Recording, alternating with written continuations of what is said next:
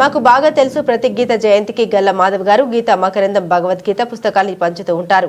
మేము గుంటూరులో చేపట్టే ప్రతి కార్యానికి పూర్తి స్థాయిలో మద్దతు తెలుపుతారు. కాబట్టి సనాతన ధర్మాన్ని భగవద్గీతని ప్రచారం చేయొద్దని ఆమె ఎక్కడా అనలేదు. అలాంటి ఉద్దేశం ఆమెకి 100% లేదని మేము పూర్తిగా విశ్వసిస్తున్నాం.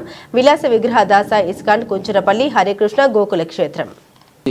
కొంతమంది భక్తులు ఆ ప్రచారాన్ని పూనుకున్నారు. వాళ్ళు చాలా ఉత్సాహంగా చేస్తున్నారు.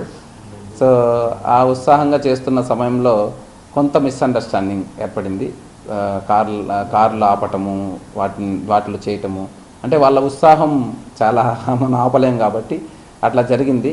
సో దానికి మేడం గారు చెప్పినట్టు మనము ఒక సిస్టమేటిక్గా భగవద్గీతని మనం చాలా వాల్యుబుల్ గ్రంథం కాబట్టి ఒక సిస్టమేటిక్గా చేస్తే బాగుంటుంది అన్నట్టు అన్నారు. దాన్ని అక్కడ వచ్చిన వాళ్ళు బేసికల్గా నార్త్ ఇండియన్స్ కాబట్టి ఎమోషన్స్ అవి అర్థం చేసుకోలేక వారు కూడా రిప్లై చేయటం జరిగింది. దానికి యాక్చువల్గా ఇది ఒక ఉన్నట్టుండి యాక్సిడెంటల్గా జరిగిన విషయం కాబట్టి దానికి మనకి సపోర్ట్ చేస్తున్న మేడం గారు ఫ్రమ్ ది బిగినింగ్ చేస్తున్న దానికి అసలు సంబంధం లేదు.